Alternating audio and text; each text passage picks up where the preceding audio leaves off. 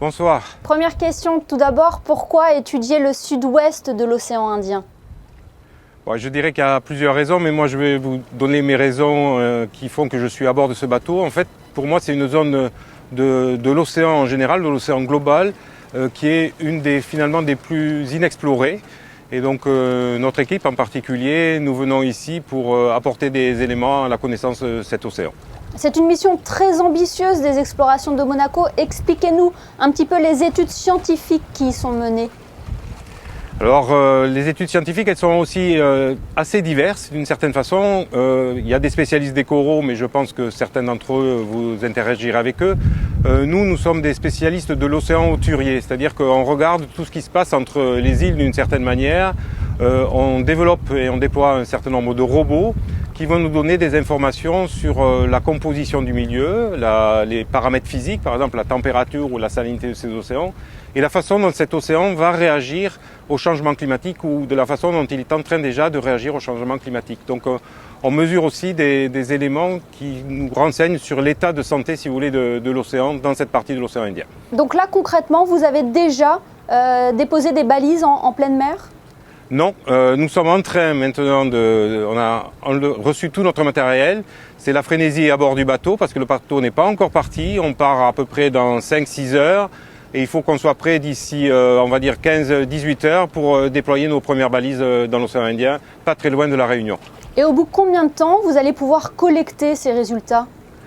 Alors ces résultats, en fait, ces balises, ces flotteurs BGC Argo, comme on les appelle, ils sont très intéressants parce que dès qu'on va déployer le premier flotteur, le premier d'entre eux, il va faire une plongée à 2000 mètres. Il va remonter, il va faire un aller-retour à 2000 mètres, c'est-à-dire 2 km de profondeur et remonter à la surface. Et on va dire que 24 à 48 heures après avoir déployé ces premières balises, on va avoir les premiers enregistrements qui seront transmis par satellite à nos équipes qui sont restées à terre. Ces explorations de Monaco, c'est vraiment une belle opportunité pour les scientifiques, là.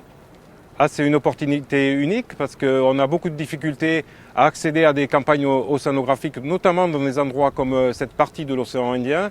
Donc pour nous, c'est une opportunité fantastique, c'est-à-dire qu'on va déployer des balises pour notre propre groupe et pour la France en particulier, une vingtaine. Mais aussi, on a nos collègues américains et canadiens qui, d'une certaine manière, ont vu l'aubaine d'avoir à disposition un tel bateau et donc nous envoyer des balises pour qu'on déploie dans toutes les parties qui seront explorées pendant cette campagne. Est-ce qu'on pourrait résumer cette mission par ces 3 mots: comprendre, partager et mobiliser? Est-ce que c'est un avis que vous partagez également?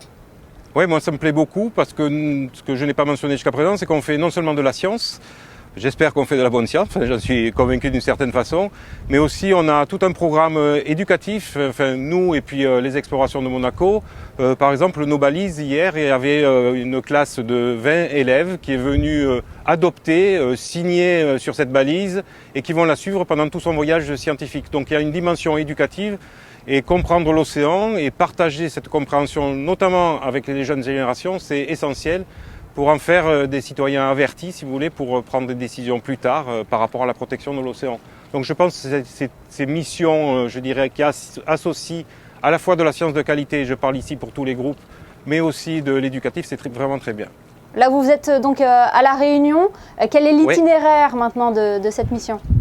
Donc nous allons partir vers le nord-ouest, on va longer assez loin, je ne pense pas qu'on voit Madagascar, et on vise un atoll des îles des Seychelles qui s'appelle Aldabra, où là, et sur ce trajet-là, nos équipes vont déployer des flotteurs, et après le relais sera pris pendant 5 à 6 jours par des équipes qui sont plus, j'allais dire, inféodées, dont la science est inféodée au récif corallien, et qui iront sur cet atoll d'Aldabra, avant que nous nous repartions en direction des Seychelles. Et entre Aldabra et les Seychelles, nous déploierons aussi des balises. On s'arrêtera 2 jours aux Seychelles, et après nous descendrons sur Maurice et nous ferons d'une certaine manière nous entreprendrons le même type d'activité à bord du bateau. Très bien, eh bien on suivra ça de près. Merci infiniment Hervé Claustre d'avoir été avec nous depuis l'île de la Réunion. Merci. Je vous en prie.